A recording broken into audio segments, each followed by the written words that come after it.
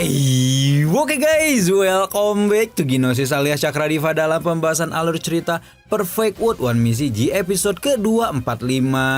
Sumpah ya guys ya, Perfect World ini tuh udah sampai 245 minggu berarti Cakradiva ngebahas ini tuh. Ini tuh berarti kalau 245 minggu teh berapa tahun ya? Coba kita cek. 4 tahun 8 sampai 9 bulan guys. Gila ya, ternyata kita teh udah ngebahas Perfect World teh 4 tahun 9 bulan guys. Coba Cakradiva pengen tahulah yang kalian nonton Perfect World dari pertama di Cakradiva. Coba pengen lihat di komen kalian siapa orangnya. Gila sih, keren sumpah kalau kalian sempat udah ngikutin Cakradiva 4 tahun 9 bulan. Sumpah sih, respect bos, mahkotamu king. Oke, sementara Xiao baru saja melewati sungai waktu dan mengalami sendiri ngerinya pertempuran era kuno abadi, orang-orang di luar tanah terlarang mulai menggibahkan bagaimana Huang tidak kunjung keluar, mulai berpikir kalau pemuda viral itu pasti sudah tewas di dalam sana. Sayangnya penggibahan mereka langsung berhenti seketika ketika sosok yang disebut-sebut sebagai bocah nekat tiba-tiba saja keluar dari pintu gerbang tanah terlarang dan membuat semua orang bertinggi-tinggi bagaimana Huang bisa kembali dalam kondisi sehat walafiat seperti ini atuh. Mereka juga mempertanyakan peringgai Xiao yang begitu santai ketika keluar dari tanah terlarang. Padahal pemuda itu bisa saja diincar oleh hukuman langit yang biasa muncul untuk memberi jenius muda tiada tara sebuah pelajaran. Nah, benar saja apa yang dikhawatirkan semua orang. Beberapa saat setelah Xiao keluar, tiba-tiba saja area di sekitar tanah terlarang bergejolak dan membuat orang-orang yang berkumpul di sana berpikir apakah hantu abadi dalam tanah terlarang mulai bergerak untuk memburu Huang. Hal itu membuat semua orang yang ada di sana segera lari tunggang langgang untuk menyelamatkan dirinya. Sementara Xiao sendiri justru sibuk membendung guntur yang menggelegar hingga membuat Yanto alias orang yang beberapa episode lalu mengantarnya masuk ke tanah terlarang langsung terkejut sebelum kemudian ikut memberikan bantuan sambil berkata bahwa Xiao tidak perlu melindungi mereka.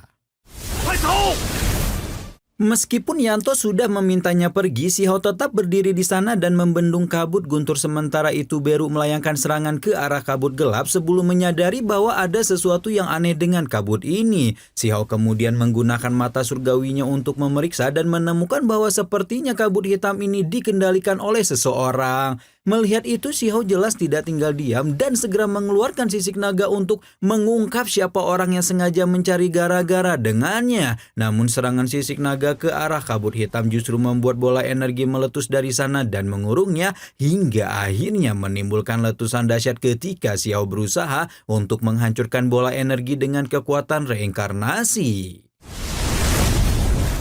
Di tengah upaya Xiao melepaskan diri dari bola energi, Beru malah tiba-tiba dibuat meledakkan seteguk darah ketika kekuatan yang tidak terduga menyerangnya entah dari mana. Ketika itu Xiao sempat melihat 3 bola cahaya yang berterbangan sebelum kemudian menemukan dirinya sendiri terkurung di dalam formasi aneh yang kemungkinan besar ada di dalam harta pusaka seseorang. Xiao baru memahami apa yang terjadi ketika mendengar suara seseorang yang menanyakan apakah dia sadar akan dosanya sebelum kemudian diikuti oleh suara lain yang lebih familiar karena pernah dia dengarkan setelah keluar dari kediaman abadi.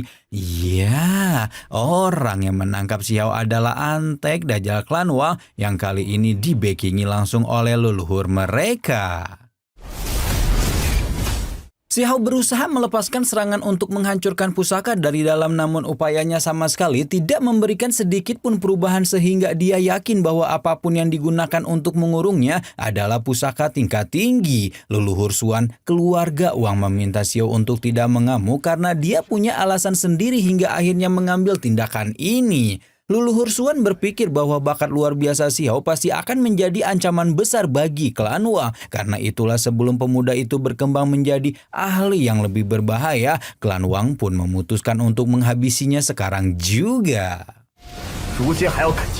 Si Hao mendesis muak dengan perkataan orang-orang sok playing victim seperti ini, padahal mereka dululah yang memaksanya masuk ke tambang kuno Taichu sebagai tumbal untuk tuan putri mereka. Sayangnya orang-orang mental penjahat seperti klan Wang tidak pernah merasa tindakan mereka salah kayak anggota yang di DPR itu, bahkan sudah menyusun skenario agar seolah-olah si Hao gugur dengan mengenaskan setelah memasuki tanah terlarang, sehingga tidak akan ada orang yang mencurigai klan Wang atas kejadian ini. Si Hao memperingatkan klan Wang untuk tidak sok keras karena mereka semua pasti akan mati kalau Meng Tianzheng tahu. Namun leluhur Suan tidak bergeming, malah berkata bahwa umurnya memang akan segera habis dan membawa jenius muda seperti Xiao mati bersamanya bukanlah sesuatu yang sia-sia.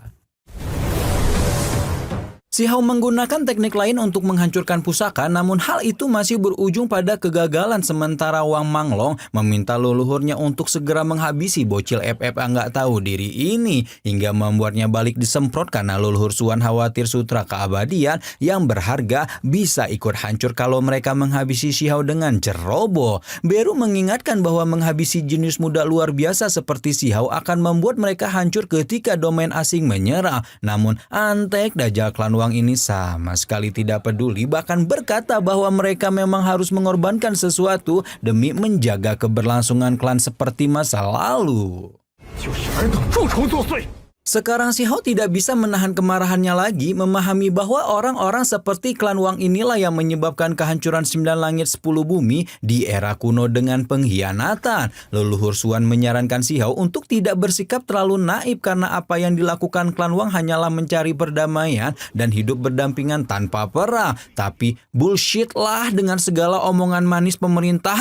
Maksudnya omongan manis leluhur Suan, karena si Hao tahu jelas tindakan Antek Dajjal macam mereka pasti ditunjukkan hanya untuk kepentingan pribadi. Leluhur Suan mengajak si Hao untuk bersama-sama melawan domain asing selama pemuda itu bersedia menyerahkan apa yang dia dapatkan dari tanah terlarang.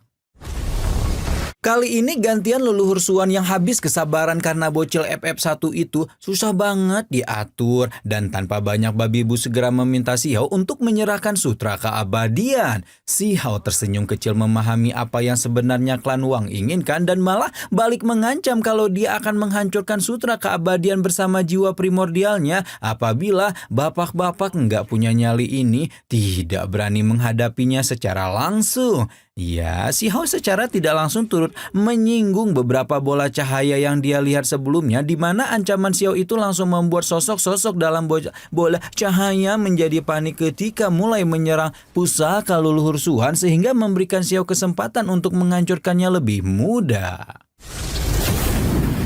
Si Hao berhasil keluar dari kurungan pusaka klan Wang dan langsung memanfaatkan kesempatan untuk menghabisi Wang Manglong yang udah empet banget dia dengar omon-omonnya. Namun begitu keluar dia sudah dihadang oleh leluhur Suan, juga para ahli keluarga bangsawan yang sama-sama menargetkan sutra keabadian. Dan leluhur Suan segera memanfaatkan momen tersebut untuk mengajak para ahli keluarga bangsawan ini untuk sama-sama menggeprek Wang, sehingga mereka dapat membagi sutra keabadian yang pemuda itu miliki. Para ahli saling berpandangan sebelum kemudian melayangkan serangan beramai-ramai yang membuat Beru panik bukan kepala, sementara si Hao malah tampak santai-santai saja. Dan ternyata si Hao udah ready to go dengan giok pemelihara kehidupan yang diberikan Meng Tianzheng kepadanya, di mana setelah giok dihancurkan, tetua agung Akademi Dewa Surgawi itu segera muncul dan menghadik semua orang yang telah mengganggu muridnya. Meng Tianzheng tidak banyak bicara lagi ketika mengangkat sebelah tangannya dan menunjuk lurus ke arah leluhur Suan sebelum kemudian melepaskan tembakan energi yang mengambil nyawa leluhur keluarga Wang itu hanya dalam satu kedipan mata. Menyaksikan betapa mengerikannya kekuatan Meng Tianzheng membuat para ahli keluarga bangsawan lain auto ketar-ketir dan berusaha untuk melarikan diri, meskipun pada akhirnya berujung pada kegagalan. 3 ahli keluarga bangsawan itu memohon ampun dan berkata bahwa mereka tidak memiliki niat buruk sama sekali kepada Huang. Tapi lagi-lagi udah bosan dengar ucapan manis pemerintah.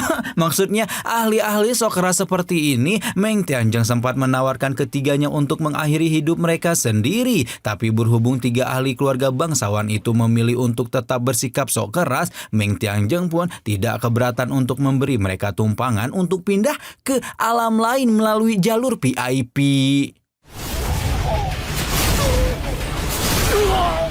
Hanya dalam sekejap mata, Meng Tiangjeng menghabisi 4 ahli tingkat tinggi yang memburu Xiao hingga membuat pemuda batu kecil itu buru-buru membungkukkan tubuh untuk memberi hormat sekaligus berterima kasih atas bantuan sang tetua agung. Tapi nampaknya tetua agung Akademi Dewa Surgawi itu belum puas dengan hukuman yang dia berikan dan membawa Xiao melintasi ruang berkali-kali sampai akhirnya mereka berdua memasuki sebuah alam yang menjadi tempat kediaman keluarga Wang berada. Ya, karena keluarga bangsawan satu itu terus mengganggu muridnya, Meng Tiangjeng pun memutuskan untuk mengonfrontasi secara langsung dan mengatakan bahwa tindakan yang mereka lakukan telah keterlaluan.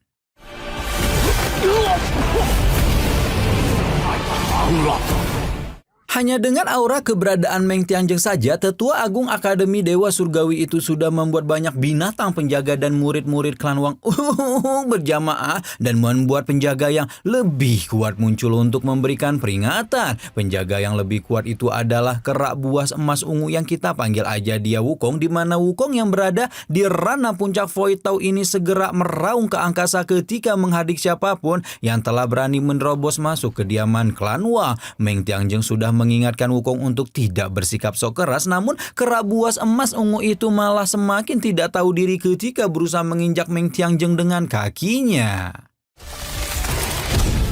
Tapi ya, pokoknya tokoh-tokoh sekeras gini tuh emang biasanya matinya cepet.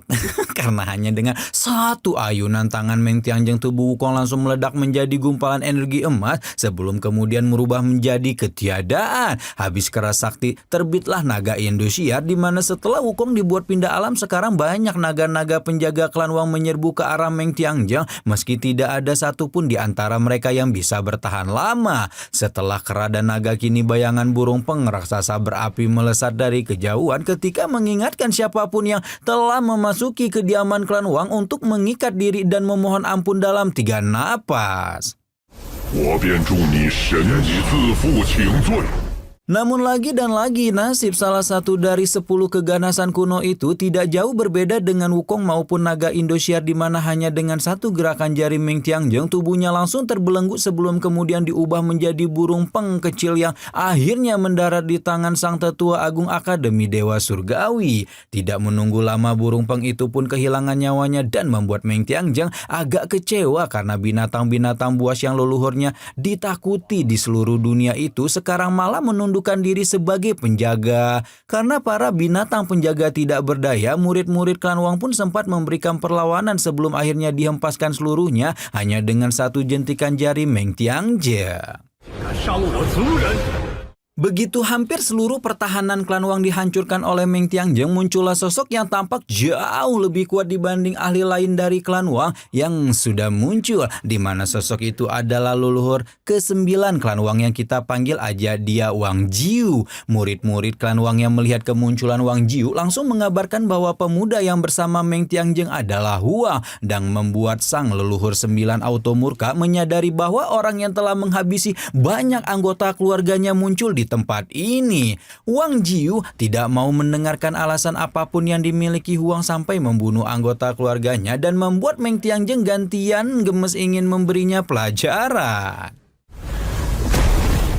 Wang Jiu hanyalah ahli setengah langkah makhluk tertinggi, sehingga dia juga sama sekali bukan lawan sepadan untuk Meng Tiangjeng. Meng Tiangjeng tahu bahwa tidak ada satupun orang di klan Wang yang bisa menandinginya kecuali Wang Changsheng yang juga pemimpin tertinggi klan Wang, dan meminta agar orang tua itu keluar untuk menemuinya. Ekspresi Beru, Si Hao, dan bahkan Meng Tiangjeng segera berubah ketika tidak melihat seorang lelaki-laki muncul, melainkan 4 naga raksasa yang ditunggangi oleh 4 ahli yang tampak cukup mudah kalau dibandingkan dengan kepala klan pada umumnya. Ya, memang bukanlah Wang Changsheng yang muncul, melainkan keempat putranya sebagai para pemimpin garis keturunan klan Wang yang dikenal pernah menggemparkan 9 langit 10 bumi. Wah, guru-gurunya Xiao emang gak ada yang gagal ya, mulai dari Dewi Willow yang tidak diragukan lagi, atau keopeannya, terus Abaji Dolun yang bisa menggoncang aliran besar sendirian, sekarang nambah lagi Meng Tiangjeng yang Bisa ngesolo hancurin satu keluarga bangsawan 9 langit 10 bumi. Nah, tapi nih dedengkot-dedengkotnya klan Wang mulai bermunculan nih. Mampukah Meng Tianjeng dan juga Xiao menanganinya? Nantikan terus pembahasannya hanya di Ginosis minggu depan tuh ya. Edan, udah berarti kalian udah nemenin Cakradiva teh udah 5 tahun, Masya Allah. Panjang umur ya, sehat-sehat selalu ya kalian ya. Semoga dipanjangin umurnya, dibanyakan rezekinya, diberikan anak keturunan yang soleh dan solehah ya guys ya, yang kaya raya 7 turunan lah pokoknya ya, amin.